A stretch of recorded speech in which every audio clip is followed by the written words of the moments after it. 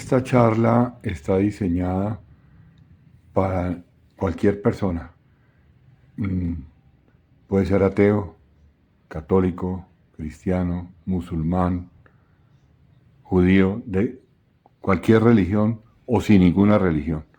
Esta es una charla meramente humana, es decir, para que podamos ver si esto que estamos diciendo se le aplica al hombre de cualquier época, o sea, de cualquier momento de la historia, de cualquier cultura, de cualquier civilización, si se le aplica a esta especie, a este ser humano. Esta charla se va a llamar El amor en el centro de la vida humana. Vamos a ver si es verdad que el amor es eje, centro, fundamento de toda vida humana. Entonces, para eso no vamos a establecer distingos ni de épocas, ni de cultura, ni de civilización, ni nada. Entonces, para esto nos vamos a apoyar entonces en lo que dice la ciencia, lo que dice la sociología, la historia, la geografía y todas las IAs. Bueno, entonces para empezar pues vamos al inicio. Y el inicio es cómo empezó esta especie sobre la faz de la Tierra. Cómo vivían, es decir, cómo era su organización social.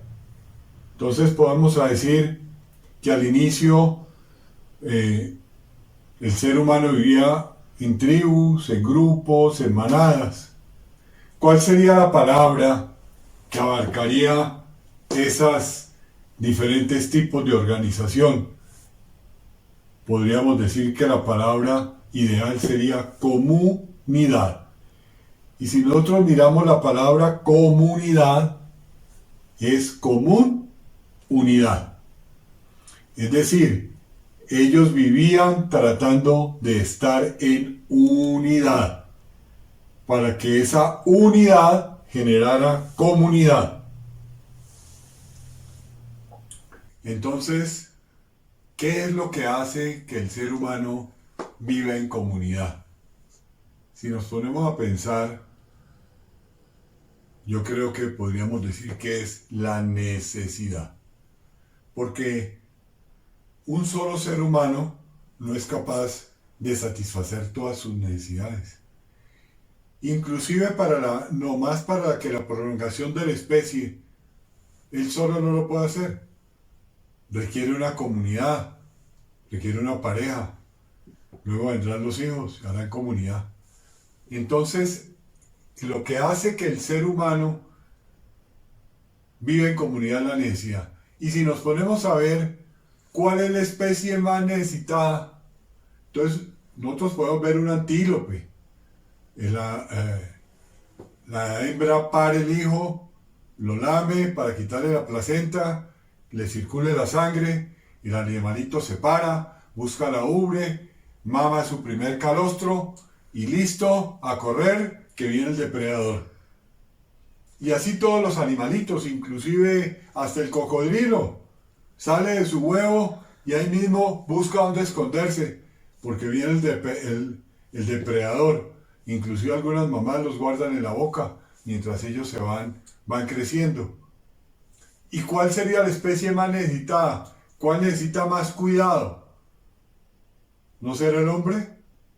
¿Por qué necesitamos solamente un día, una semana, un mes, un año o toda la vida? Yo creo que toda la vida. Y por eso cuando nosotros en la casa decimos es que yo no necesito de nadie, somos los primeros mentirosos. Porque siempre estamos necesitando del otro. Inclusive, para estar hoy aquí, ¿cuántas personas se necesitaron? Imagínese usted los miles de personas que han intervenido en hacer las calles, los semáforos, los vehículos, los buses, los carros, para tu vestido, el mío, etc. Miles y miles de personas han intervenido para que hoy tú y yo estemos aquí. Además de los que han hecho la comida, los que la han transportado, etc.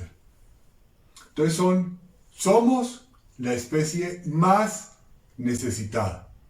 Y eso es muy importante tenerlo en claro, porque eso nos ayuda a que podamos tener siempre claro que necesitamos de otros, así no nos gusten.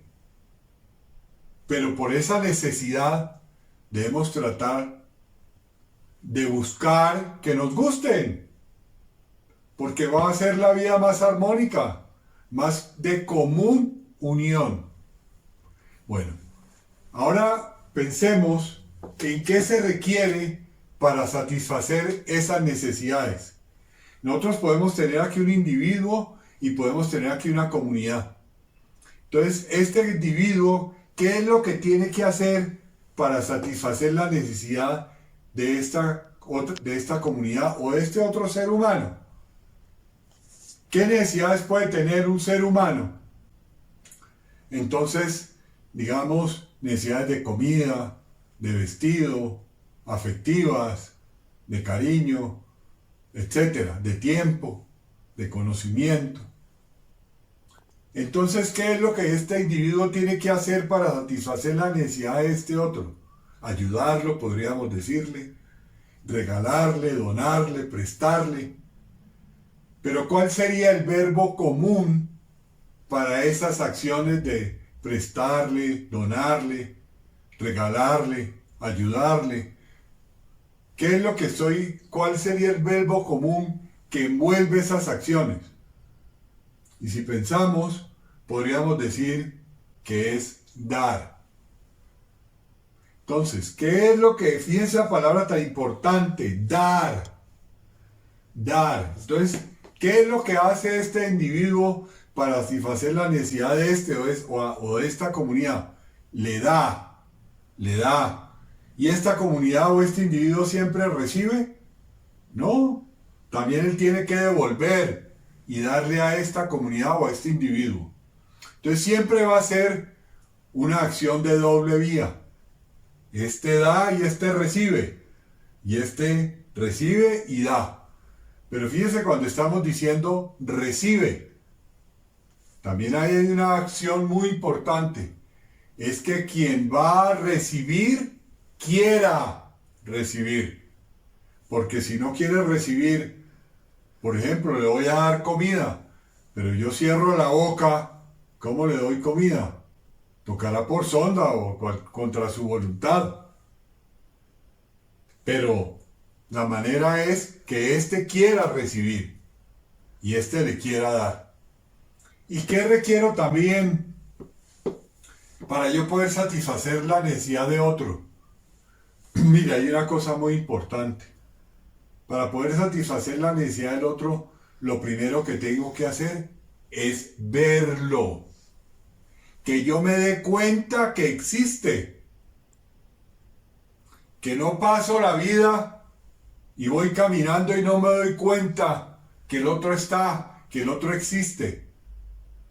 Hay una historia de un ejecutivo que va en su deportivo, que quería invertir a buscar un apartamento y va por un barrio y de pronto siente que le cae un ladrillo y le rompe el parabrisas. El señor se baja muy bravo, ve que hay un niño ahí al borde de la calle y el niño le dice: señor, por favor ayúdeme. Que mire, es que mi hermano lo traigo en la silla de ruedas, se me cayó y yo no lo puedo levantar y va a nevar, porque si nieva mi hermanito se muere. Por favor, ayúdeme. Y el señor, claro, le ayuda. Y él después se queda pensando y dice: que no te tengan que dar un ladrillazo y romperte el parabrisas, que el parabrisas para ver que otro existe, para ver que hay otro. Y que ese otro tiene una necesidad y que tú le puedes ayudar a satisfacer esa necesidad. Entonces, ver que el otro existe, que el otro esté dispuesto a recibir, que tú estés dispuesto también a darle al otro. Pero también esto requiere de una comunicación, porque para saber qué necesita el otro, tú tienes que preguntarle, tú tienes que dialogar con él. Entonces, ver que existe y establecer un diálogo con él. Y en ese diálogo poder identificar la necesidad. Y ahora, entonces ya tenemos el panorama, digámoslo así, completo de la necesidad del otro, de la otra o de la comunidad. Entonces, yo quiero, porque es el otro que se requiere, ¿no? Yo quiero ayudar, yo quiero satisfacer esa necesidad. Entonces, ¿qué es lo primero que yo me tengo que preguntar? Si voy a satisfacer la necesidad del otro. Entonces, supongamos, el otro tiene necesidad de comida. Pero ¿qué es lo primero que yo me puedo preguntar para satisfacer la necesidad? Si tengo o no tengo. Porque nadie puede dar lo que no tiene. Entonces, lo primero que yo me tengo que preguntar es eso. Si tengo o no tengo. Uno muchas veces, inclusive cuando le da charlas a las parejas, dice, ay, no es que mi novio es tan cariñoso. Y resulta que en su vida da una caricia. ¿Por qué? Porque no tiene. Porque no tiene, pero la otra persona está de novio, y entonces como no ve, no se da cuenta de qué es lo que realmente sucede y qué tiene o no tiene el otro. Bueno, y una vez que si yo tengo lo que lo que el otro necesita, simplemente le doy o me tengo que preguntar otras cosas. Yo creo que como seres humanos tenemos que preguntarnos otras cosas. Y hay un punto que es, hay 5 preguntas básicas, mínimas, que me debo hacer. ¿Y cuáles son? Son, ¿por qué? ¿Para qué? ¿Cómo? ¿Cuándo?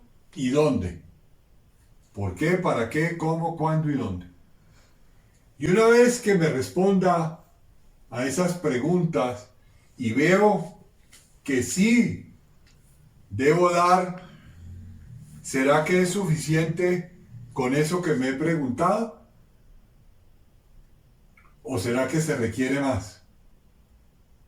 Yo creo que cuando tú le vas a dar al otro, entonces alguien diría, no, pero yo quiero algo a cambio.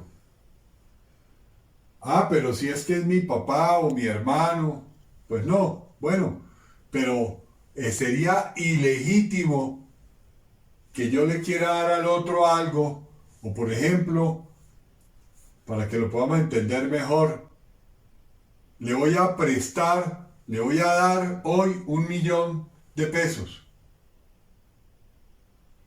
Entonces, usted, si yo le digo, necesito 1.000.000 de pesos, entonces le digo, necesito 1.000.000 de pesos, ya hemos hecho todo, usted me vio, dialogamos, necesito 1.000.000 de pesos.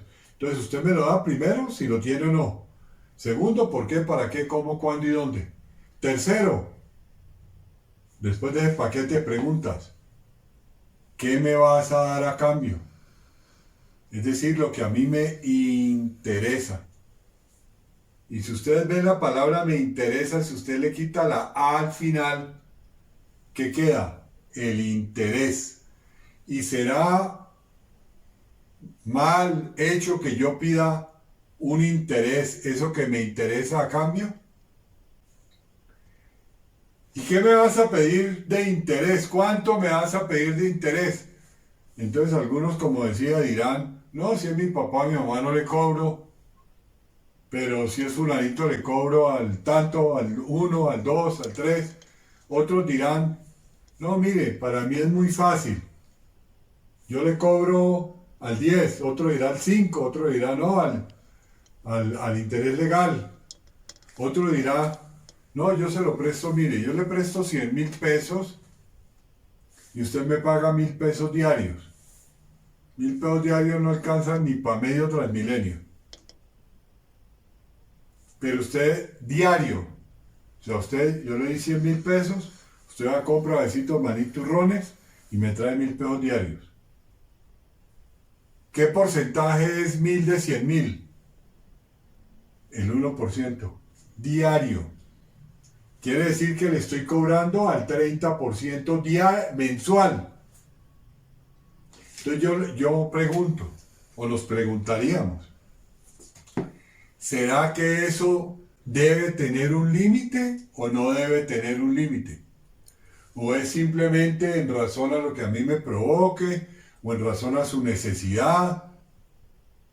Porque si es en razón a lo que a mí me parece, creo yo que se volvería la sociedad del perro que más muerde y el perro que más ladre y el tiburón que mande el mordisco más grande. Y yo creo que eso no puede ser la sociedad, porque una sociedad de esas termina en unas injusticias impresionantes que luego van a llevar a unos conflictos de orden social, personal, etcétera, inmanejables. No se haría inviable esa sociedad. Entonces debe haber un límite. Para satisfacer esa necesidad tenemos que preguntarnos cómo lo hago. ¿Cómo puedo satisfacer esa necesidad que el otro tiene? Entonces le ayudo, le presto, le regalo, le dono. Sí. ¿Cuál sería el verbo común que abarcaría esas acciones? De dar, prestarle, regalarle. Siempre que yo hago eso, ¿qué estoy haciendo? Dando. Luego, el verbo que abarca todas esas acciones de dar, prestar, donar, etcétera, es dar. Yo siempre doy. El verbo común es dar. Entonces, satisfago la necesidad del otro dándole. Entonces, si yo tengo aquí un individuo y acá tengo otro individuo, entonces lo que requiero es que este individuo le dé a este otro individuo para que le pueda satisfacer la necesidad. Y esta necesidad, ¿de qué puede ser la necesidad que tenga ese otro individuo? Entonces, si nos preguntamos, pues, todas las necesidades de comida, de vestido, de dinero, de afecto, de conocimiento, de tiempo, etc. Entonces, ¿será que nosotros podemos clasificar esas cosas que yo voy a dar?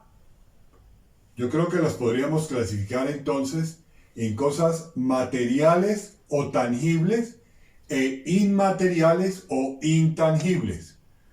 ¿Cuáles entonces son las materiales o tangibles? Pues el vestido, la comida, lo que yo puedo ver, palpar. ¿Y cuáles serían las intangibles o inmateriales?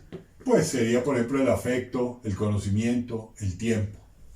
Y esto es muy importante, porque cuando yo le doy de lo que tengo, de esas cosas materiales, le estoy dando de eso que acabo de decir, de lo que tengo.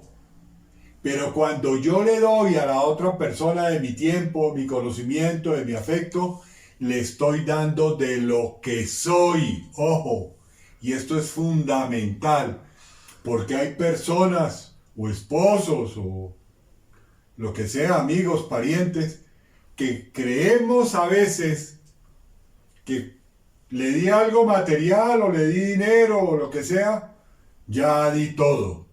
No, lo más importante es si yo le di de mi afecto, le di de mi tiempo, le di de mi cariño, de mi conocimiento. Eso es lo fundamental, dar de lo que soy. Entonces, ¿qué se requiere para hacer esa acción de dar lo material o lo inmaterial, lo tangible o lo intangible?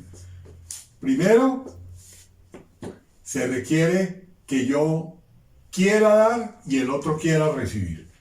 Porque si yo le quiero dar y el otro no quiere recibir y el otro necesita comida y cierra la boca, ¿cómo le doy comida? Sería labrada por una sonda. Entonces que el otro quiera. Pero ¿qué más se requeriría para esa acción? Se requeriría que yo vea que el otro existe. De eso hay una anécdota muy interesante, que es un ejecutivo que va en su deportivo buscando comprar una propiedad y de pronto le cae un ladrillo en el parabrisas, le rompe el parabrisas, se baja furioso y él ve un niño al borde de la calle. Y el niño le dice, señor, por favor ayúdeme. El señor se queda un poco sorprendido, le pregunta qué quiere. Y entonces le dice, mire, es que mi hermanito allá se me cayó, el día lo traigo en la silla de ruedas y va a caer nieve.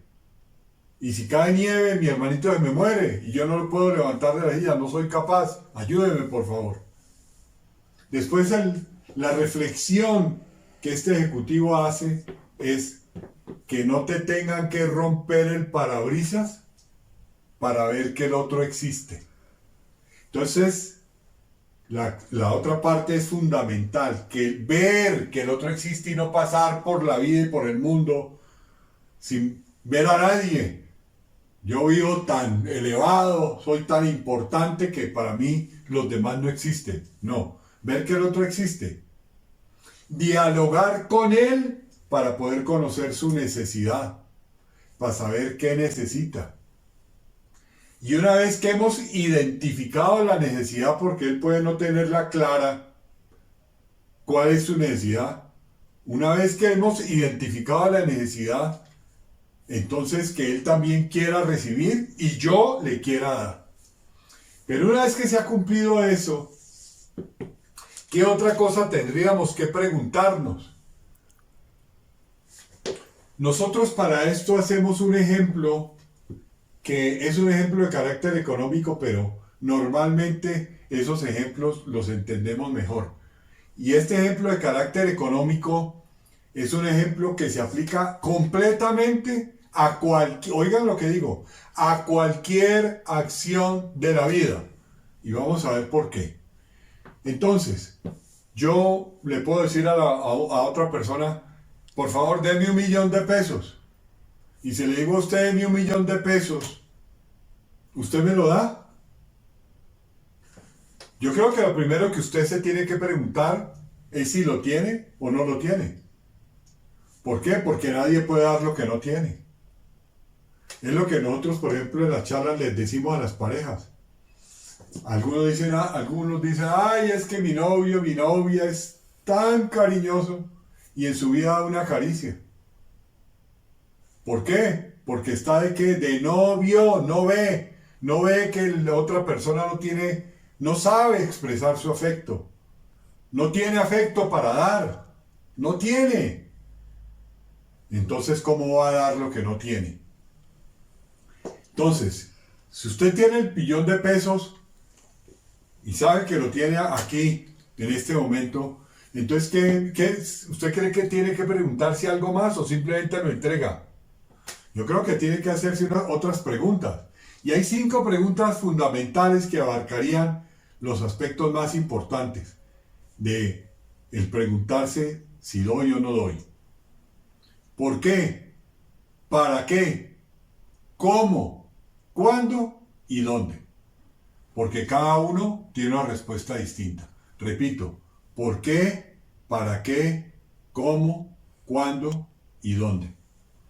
Una vez que yo he respondido a esas preguntas y me parece que son afirmativas y me parece que yo puedo darle a título de préstamo, de donación, o lo que sea, en este caso a título de préstamo, le puedo dar al otro el 1.000.000 de pesos, ¿será que me puedo preguntar algo más? Yo creo que lo otro que nos podríamos preguntar es, ¿qué me vas a dar a cambio en este dinero que te voy a dar a título de préstamo? Entonces lo que me interesa, miren la palabra, lo que me interesa, quítele la última A, ¿qué queda? El interés. Entonces eso que yo le voy a pedir a usted a cambio, que a mí me interesa, ¿será inmoral? Yo creo que no. Ni ilegal. Ahora, ¿cuánto le va a cobrar o cuánto me vas a cobrar de interés?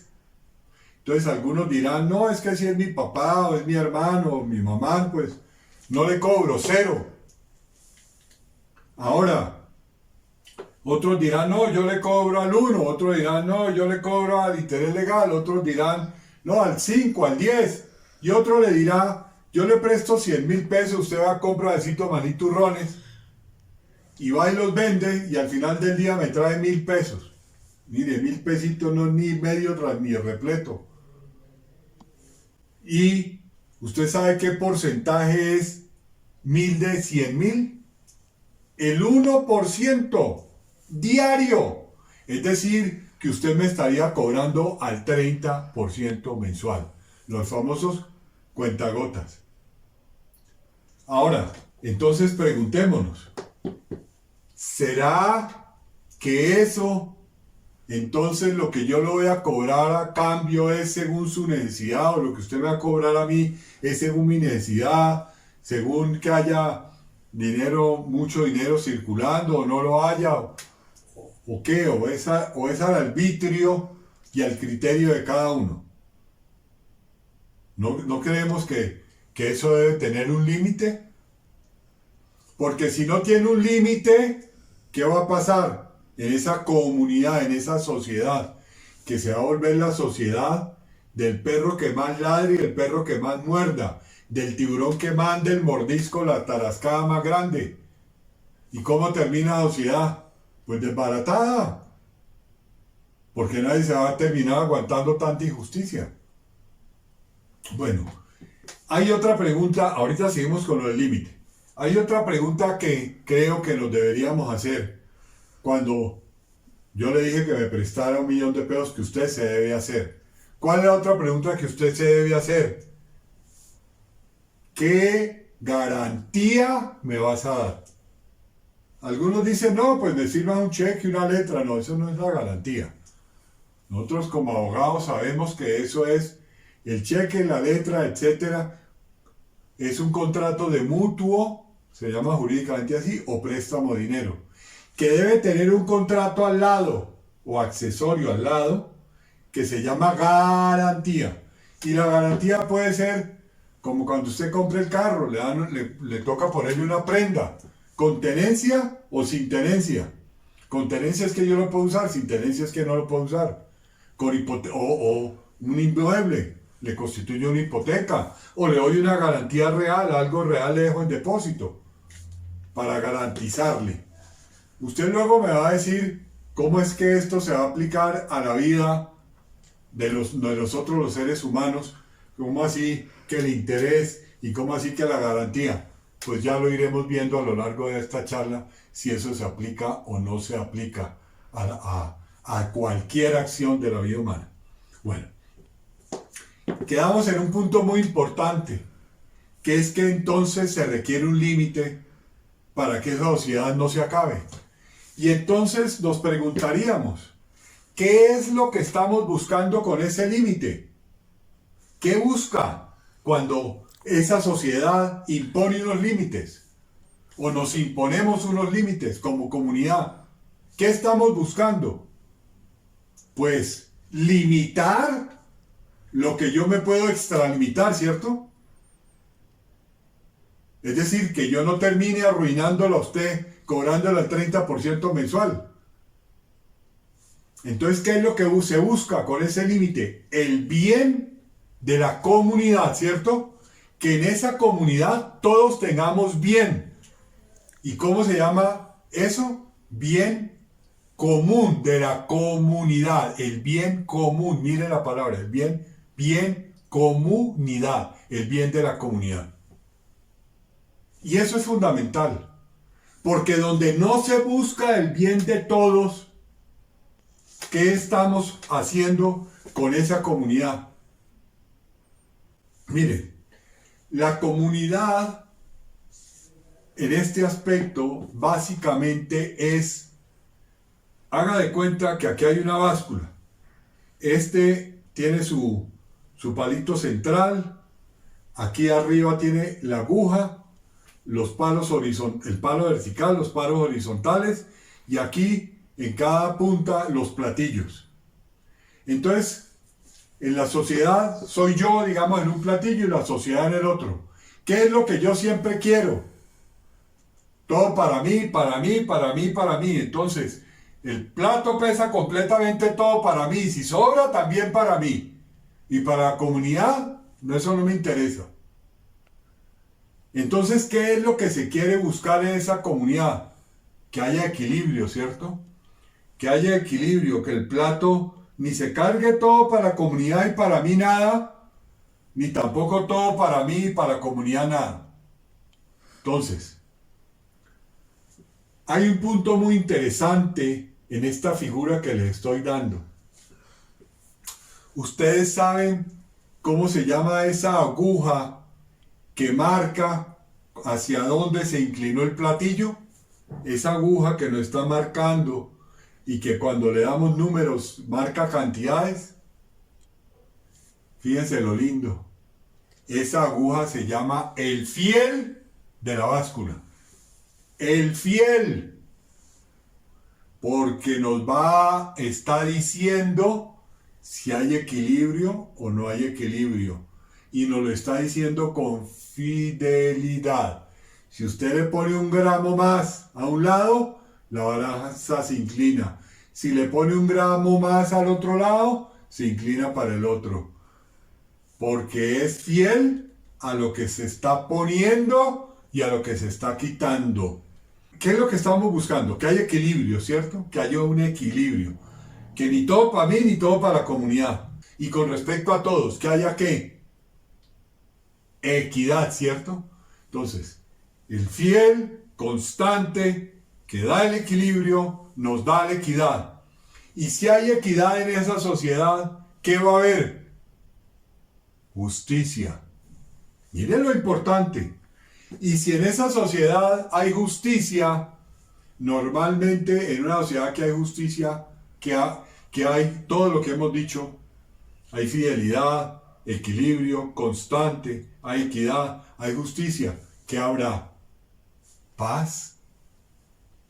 Entonces miren que la paz no es solamente salir con una bandera y pedir paz, eso también hay que hacerlo, hay que manifestarse.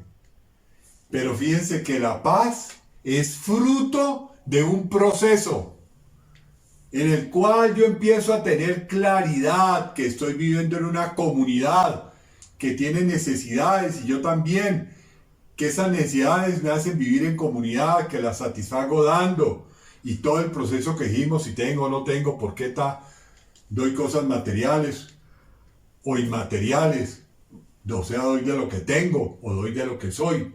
Que puedo pedir algo a cambio, pero ese algo a cambio que pida tiene que tener un límite, que me tienen que dar una garantía para que se me devuelva lo que yo he prestado, lo que yo he entregado a préstamo, y que lo que ese límite busca es el bien común, el bien de la comunidad. Y entonces, ahora nos preguntaríamos, ¿dónde puedo ver yo claramente plasmado, escrito, que yo lo pueda leer, el límite? Pues miren, el límite primero que todo está en la ley, en la Constitución, en la ley, en los decretos, en las ordenanzas, etc. Ahí está claramente definido y por eso decimos en todos los estados que la ignorancia de la ley no sirve de excusa. Es decir, que la ley usted la tiene que saber y la tiene que respetar y se aplica. Y le será aplicada en cada situación y en cada momento. Entonces, en la ley. ¿Dónde más lo puedo ver? En la moral. ¿Y qué es la moral? Lo bueno o lo malo que yo hago mirado de cara a mí. Que yo me pregunto si esa acción que yo hice estuvo bien hecha o estuvo mal hecha. La ética, que es lo bueno o lo malo que yo hago de cara a la sociedad. Entonces, ahí estamos viendo claramente el límite y estamos viendo claramente en ese límite cómo buscamos para todos el bien de la comunidad. Ahora, nos tenemos que preguntar entonces, ¿quién es el que realiza esta acción? ¿De quién es propio este proceso que estamos viendo? Entonces, ¿podemos decir que es propio de los animales? No. Es propio de nosotros, los seres humanos. Antiguamente, cuando yo era joven, el ser humano se definía con 2 palabras, hoy se define con 3 palabras. ¿Cuáles son esas palabras? Antiguamente, como les digo, las 2 palabras que se usaban era homo humano, esta especie humana, el ser humano. ¿Y qué se le agregaba a ese humano? Sapiens. ¿Y qué quiere decir sapiens? Que sabe, que conoce, que analiza, que piensa. Entonces un humano que piensa, que analiza, que conoce. ¿Y qué características entonces, miremosla, tiene ese conocimiento humano? Pues bueno, ese conocimiento humano tiene las siguientes características. Primero, es lógico. No es absurdo, es lógico. Segundo, es racional. Es decir, el ser humano razona, se da razones. Tercero, podemos decir, lógico, racional, imaginativo. Nosotros los seres humanos tenemos una imaginación maravillosa, a veces mal empleada, pero que es la que nos lleva inclusive a crear. Nos imaginamos cosas y luego vamos a hacerlas. Entonces, esa capacidad imaginativa nos lleva a crear. Entonces es lógico, racional, imaginativo, creativo. ¿Y qué más, qué otra cosa debe tener para que sea con esas características de lógico, racional y que pueda crear? Tiene que tener un orden. Porque si usted no tiene un orden, usted no puede crear nada. Si usted va a hacer un trabajo manual y deja el destornillador en la casa de su hermano y lo necesita para hacer lo que va a crear, ¿con qué lo va a crear? Necesita tener un orden, tener aquí cada cosa, tener unos materiales y tener un orden en la forma en que lo va a trabajar, en el proceso que va a vivir para ser capaz de hacer la creación. Y entonces, en ese proceso, para yo hacer la creación, ¿cómo se llama eso que debo tener? Ese orden, ¿cómo se llama? Un método. Entonces es metódico. Y una vez que tengo el proceso lógico, racional, imaginativo, creativo, ordenado, metódico, ¿qué hago? ¿Qué hago con ese conocimiento? ¿Qué hago con eso que he conocido? Pues lo aplico. Lo aplico para mí. Para mí. Y con respecto a los demás, ¿qué? Lo transmito. No me quedo con él. ¿Qué es lo que hemos pretendido y estamos queriendo hacer con estas charlas y con las que vamos a seguir haciendo? Seguramente, como ya les dije, con mi señor y con el ingeniero Benjamín. Entonces, lo aplico, lo transmito. Ahora, acá hay un punto bien interesante. ¿Cómo es el proceso del conocimiento humano? Hay una ciencia que se llama la teoría del conocimiento. Lo voy a esbozar a grandes rasgos. La teoría del conocimiento, como su palabra dice, es una teoría, porque todavía no está demostrada, sería un axioma, es una teoría de cómo es el proceso racional, el proceso de conocimiento en el ser humano. Entonces, la teoría del conocimiento dice que el mundo exterior, todo lo que está afuera, nos llega a través de los sentidos. La vista, el oído, el olfato, el gusto, el tacto. A través de los sentidos. Así yo sea ciego. Entonces, ¿qué hago? Lo que el ser humano, dice la teoría del conocimiento, es que va haciendo como fotos de todo. Entonces, si el ser humano va fotografiando, ¿qué proceso tendría que hacer en su mente con esas fotos? ¿Cuál es lo primero que tendría que hacer? Si yo tengo una mesa aquí llena de fotos, ¿qué es lo primero que tengo que empezar a hacer con esas fotos? Yo iría a asociarlas. Entonces yo empiezo a mirarlas, todas, para ver cómo las asocio. ¿Y cómo las asocio? Pues empiezo a establecer igualdades y diferencias. Y al hacer igualdades o diferencias, yo digo, esta foto es igual a esta es igual a esta. Entonces empiezo a identificar fotos iguales. Y una vez que yo he identificado esas cosas que se me parecen, que tienen las características similares, ¿qué hago con ellos? Las clasifico. Empiezo a establecer una cosa que el ser humano ha hecho, y es grandes conjuntos y otros conjuntos más pequeños dentro de esos grandes conjuntos que se llaman subconjuntos, y otros más pequeños y así. Entonces, por ejemplo, el ser humano establece el conjunto matemáticas. Entonces ahí en el conjunto matemáticas, ¿qué subconjuntos mete? Suma, resta, multiplicación, división, álgebra, trigonometría, analítica, etcétera, etcétera, etcétera. Lo mismo cuando va a hablar del conjunto geografía. Entonces, cuando habla de ese conjunto, entonces mete montañas, un subconjunto, ríos, mares, etcétera. Y establece esos subconjuntos. Aquí hay algo muy interesante. Sin que seamos expertos en teoría de conjuntos ni nada de eso, vamos a ver una cosa para poder entenderlo mejor. Si yo tengo aquí un conjunto, que es el conjunto A, B y C, y acá tengo otro conjunto, que es el conjunto A y B, ojo, este tiene A, B, C, y este A y B.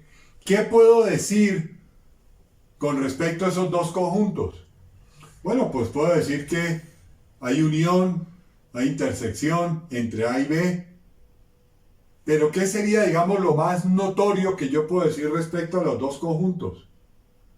A, B y C y AB, que son diferentes. ¿Por qué? Porque el conjunto A y B no tiene un elemento que sí tiene el conjunto A, B y C. O sea que el conjunto C tiene un elemento que lo hace diferente del conjunto A y B. Entonces, esto nos sirve para entender, por ejemplo, cuando yo hablo perro, ¿qué características tiene un perro que lo hacen diferente de un burro, de una vaca? Entonces tiene una serie de características, de elementos, que es un mamífero, es cuadrúpedo, tiene pelo, etcétera. Tiene caninos, molares, premolares, tiene la boca de un carnívoro. Bueno, una serie de elementos que no tiene la vaca. Entonces, esos elementos hacen que este otro conjunto sea diferente de este. Esos elementos son los que nos van a ayudar a identificar a qué conjunto pertenece ese concepto, esa cosa o ese ser, para hablarlo desde el punto de vista filosófico. Entonces, por eso asocia, identifica, clasifica, y una vez que ha hecho eso y ya tiene claro cada conjunto dentro del subconjunto, etcétera, ¿qué hace el ser humano con ese conocimiento?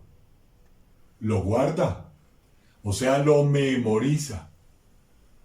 Y el ser humano tiene un mecanismo que se dice que para que el conocimiento no se borre, ustedes han visto las tiritas que nos dan en el supermercado.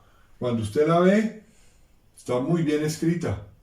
Si empiezan a pasar los días, ¿qué le pasa a la tirita? Empieza a borrarse. Y llega un día, en no mucho tiempo, en que ese papel esté en blanco, la tirita esté en blanco. Entonces, ¿qué requerimos para que no nos pase lo mismo y quede nuestra memoria en blanco? Debemos repasarlos dentro de los 15 días siguientes para que sea de corto plazo.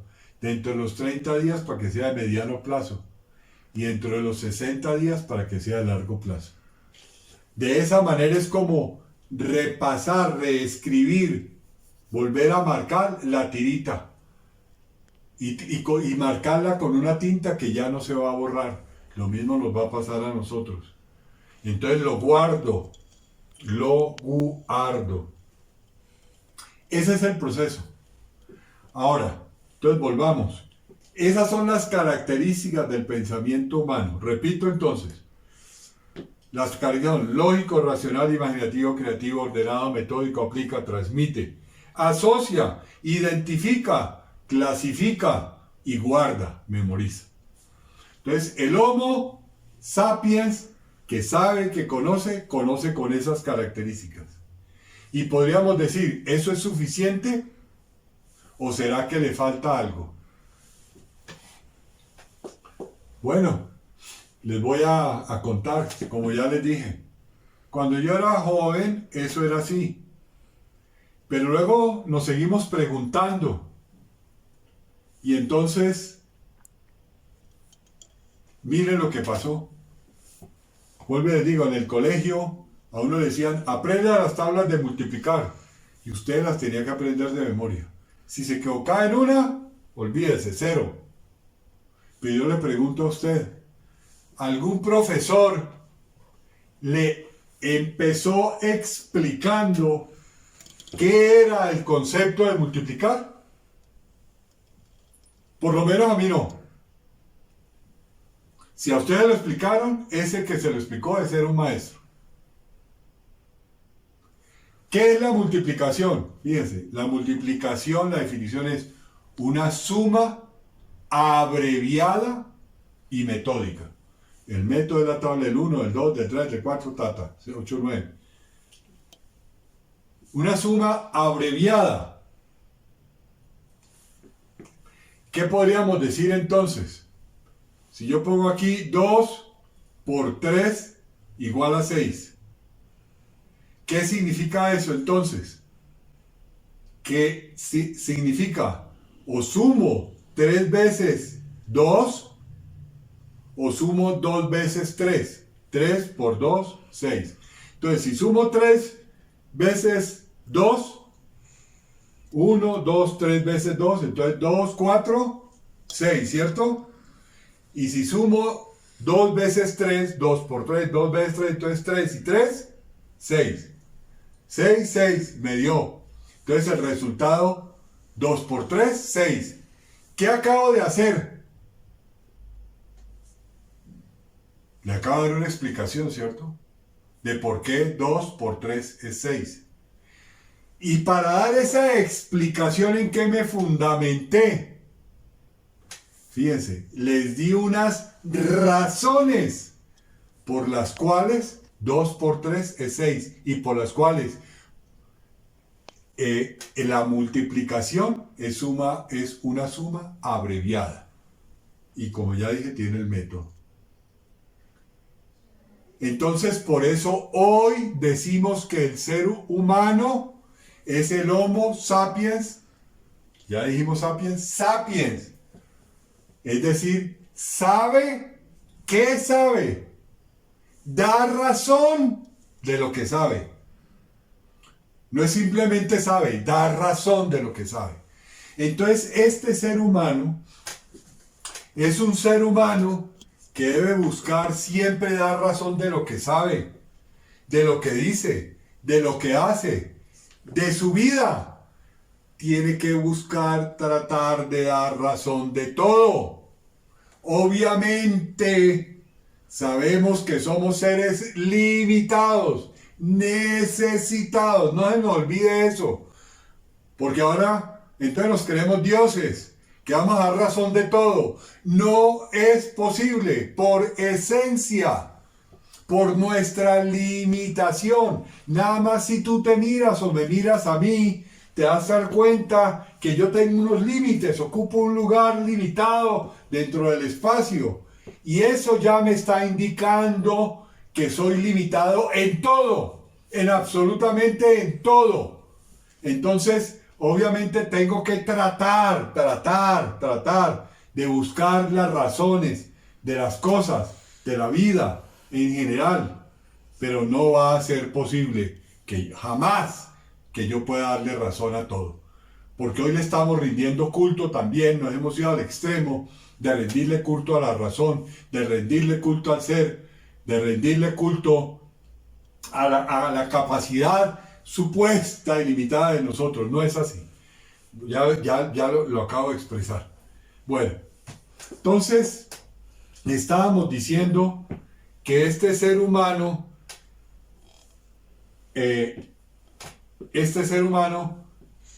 tenía un límite, buscaba el bien de la comunidad, o sea, el bien común, lo veía en la ley, en la moral y en la ética. Una vez que yo he hecho este proceso de la necesidad, de ver la necesidad del otro, si tengo o no tengo, ya las preguntas, ¿por qué? ¿Para qué? ¿Qué me vas a dar a cambio? Si te doy de las cosas que me estás pidiendo lo material o lo inmaterial, porque lo inmaterial yo también te puedo decir que no. Yo puedo decirte que no te doy mi conocimiento, te puedo decir que no te doy mi afecto, te puedo decir que no te doy mi tiempo. Entonces, si te doy de lo que tengo, te doy de lo que soy, ¿qué me vas a dar a cambio? ¿Con qué me vas a garantizar que lo que te voy a dar me lo vas a devolver? El límite, el bien común, eso. Y todo esto, ¿para qué nos va a servir? ¿A dónde nos lleva? Pues ¿qué es lo que estamos buscando? Saber si te doy o no te doy de lo que tengo, lógico. Porque si no tengo, pues no me pregunto nada de eso. Si te doy o no te doy de lo que tengo. Y si y si digo sí te voy a dar de lo que tengo, ¿qué hice en ese momento? Cuando digo sí te voy a dar de lo que tengo, he tomado una decisión. Entonces, todo este proceso intelectual, racional del Homo sapiens sapiens, con todo ese razonamiento, nos llevó a tomar una decisión de si te doy o no te doy. Ahora, obviamente esa decisión tuvo que estar iluminada, inspirada en el conocimiento primero y segundo en tener libertad. Eso es fundamental, porque a pistola, a fusil, yo no puedo tomar una decisión como yo lo hubiera querido tomar o como la racionalidad me lo indicara. Si no estoy tomando una decisión obligado. Entonces, la libertad. Y esa decisión, cuando yo la he tomado, hay una cosa muy importante. En esto que estamos hablando, entra una cosa que tiene el ser humano. Este ser humano del cual estábamos hablando en las características de este Homo humano, tiene tres potencias fundamentales. ¿Cuáles son esas potencias? Mire, primera, memoria. Ya fíjese que cuando dijimos las características de el conocimiento que toma el ser humano, lo último que dijimos es que guarda, memoriza. ¿Por qué? Porque en lo que yo guardo, en lo que yo memorizo, en lo que yo tengo, aquí guardado en lo que yo tengo, es lo que yo soy. Ojo a eso. Ojo a lo que guardamos, porque eso es lo que yo soy. Tengo otra potencia que es la que toma las decisiones, que se llama la inteligencia. Y una vez que toma esa decisión, para volverla un acto, una actuación, algo que yo haga, no solamente decida interiormente o decida de palabras meramente, requiero de la otra potencia que llama la voluntad. Y esa voluntad es la que me lleva a que mi decisión se vuelva un acto. Aquí hay otro punto muy interesante. Es que, fíjense que cuando hablamos del fiel, estábamos diciendo que se requiere que constantemente esté marcando el equilibrio. La constancia en los actos es la que nos genera costumbre. Y las buenas costumbres nos generan buenos hábitos. Pero yo tengo, a través de forzar mi voluntad de esa decisión que tomé, forzarla y repetir, hasta que se vuelve costumbre. Y esa costumbre hace que eso sea un hábito.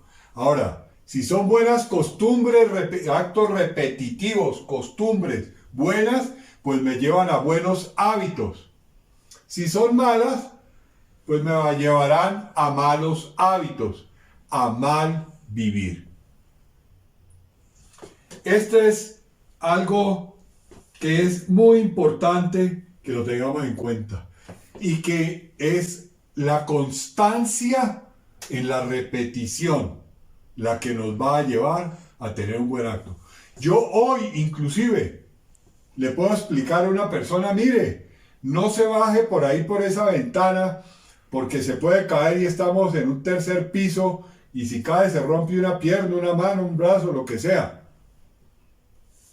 En cambio baja aquí por la escalera y llega al primer piso y, sano, no corre riesgo. Usted puede que lo entienda y diga que sí, pero ¿usted cree que mañana va a dejar de salir por la ventana? Usted tiene que empezar a repetir los actos de bajar por la escalera, repetir esos actos hasta que vuelvan costumbre y eso se vuelve un hábito en usted y ya deja de salir por la ventana. Y eso que requiere una voluntad fuerte, una voluntad que se ha exigido, una voluntad que se ha entrenado como el futbolista, como el cantante, como el músico, y le da hasta que un día lo hace bien. Es la única manera. Y eso es así. No es de otra manera porque a mí no me parece. Así nos parezca o no nos parezca, así estamos hechos. Y así funcionamos. Bueno. Entonces estábamos hablando de esas tres potencias que las usamos y para esas tres potencias entonces decíamos que tomar la decisión requerimos del conocimiento y requerimos de la libertad. Hemos hablado de los conjuntos. Yo quisiera preguntarme y me pregunto, ¿será que en todos estos elementos que hemos hablado, será que en todos estos elementos habrá un conjunto que tiene todos esos elementos, esas características, y le podemos dar un nombre? Fíjense, ¿cuál es la acción aquí de fondo? La acción aquí de fondo creo que la podemos definir, que lo que estamos buscando es saber si yo doy o no doy, si yo me doy o no me doy. ¿Cómo podríamos llamar, qué nombre le podríamos llamar a esa acción o en general los seres humanos? ¿Cuál es el nombre que hemos optado por darle a esa acción de cuando yo me doy? Yo le doy todo mi afecto, le doy todo mi conocimiento, le doy todo mi cariño, le doy toda mi protección, le doy también de lo que tengo, le doy de mi vestido, de comida. ¿Cómo llamamos a eso cuando yo hago esa acción así con respecto a otro, con respecto a otra comunidad? ¿Qué le estoy haciendo en ese momento? ¿Cuál es la palabra que usamos cuando yo hago todo eso? Yo creo que cuando estamos haciendo eso, le estoy dando de lo mío, de me le estoy dando, de ese afecto, de ese cariño, de conocimiento, de mi tiempo, de todo, yo creo que podríamos decir que lo que estoy haciendo con respecto a esa persona es amándola. Por eso, entonces, este conjunto que tiene todas esas características de este Homo sapiens sapiens, con todo eso que hemos dicho de la comunidad, de la necesidad del dar y del darme, de los límites, de la decisión, de la voluntad, etcétera, buscando el bien de esa comunidad. Cuando yo busco el bien de esa comunidad, en mi dar, en mi darme, en esperar, en ese equilibrio, se llama amor. Entonces, entonces resumamos la definición de amor. Entonces, amor es una decisión que se materializa a través de mi voluntad, pero es una decisión de dar o no dar, de darme o no darme. Creo que eso es lo más importante que tengamos claro. Obviamente más un sentimiento, claro, porque somos seres que sentimos. Nomás aquí dice me chuzo siento. Y tenemos sentimientos, claro. Hay que sumarle el sentimiento.